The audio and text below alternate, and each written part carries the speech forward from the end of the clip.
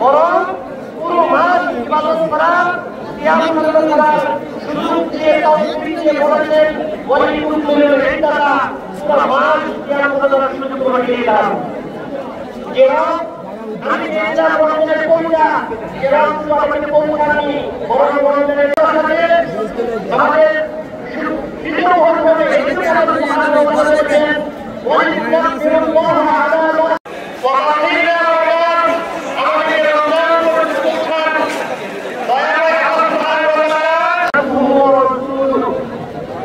তাআলা আউযু বিল্লাহি মিনাশ শাইতানির রাজীম বিসমিল্লাহির রহমানির রহিম ولعلكم تشكرون وقال تعالى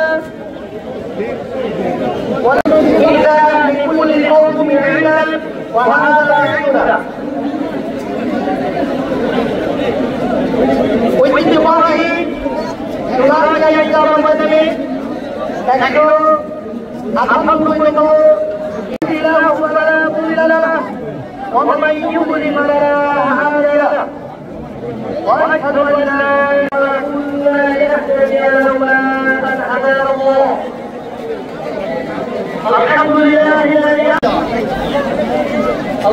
لله الذي فضل على كثير من عباده المؤمنين সম্মানিত উপস্থিতি এরপরে ইসলামী বয়ান শেষ করে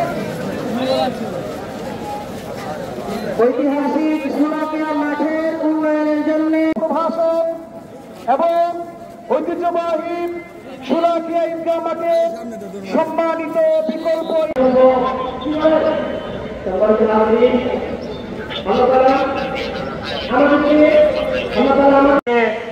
সব কিছুর জন্য তোমাকে আল্লাহর কাছে জবাবদিহি করতে হবে যে আল্লাহ তোমাকে দেখছে। এই অনুভূতিটাই হচ্ছে কি তাকওয়া। বৃষ্টি হবে, অতিবৃষ্টি হবে না, আলো বাতাস স্বাভাবিক হবে। তাকওয়া হচ্ছে এমন একটা অনুভূতি যা মানুষকে দিনে রাতে গোপনে প্রকাশ্যে রাতে কিংবা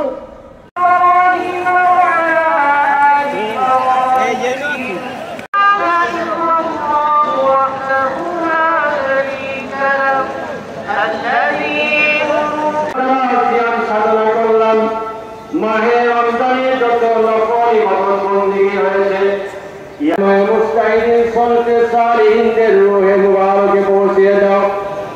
আল্লাহ তাআলা খাস করে আমাদের মাফি করে ফিরে যাওয়ার তৌফিক তুমি ইনায়াত করে দাও। যতদিন তুমি বাঁচায় রাখো ইসলামের সহিত মৃত্যুর সময় কালিমায়ে শাহাদাত নসিব করে দাও। এই বিদেশের হসপিটাল বাসাবাড়ি ক্লিনিকে যত রোগী যন্ত্রণায় ছটফট করতেছে আল্লাহ সকলকেই তুমি শিফায়ে আজলা প্রদান করে দাও। আল্লাহ তাআলা যাবতীয় বালা মুসিবত থেকে তুমি আমাদেরকে হেফাজত করে দাও। তারাবির সালাত আদায় করার কারণে তার জীবনের সমস্ত গুনাহগুলো মার্জনা করে দিবেন। এরপরে আপনাদের সামনে আলোচনা নিয়ে আসছেন ইসলামী বিশ্ববিদ্যালয়ের আল হাদিস অনেক মুসল্লিদের কাছে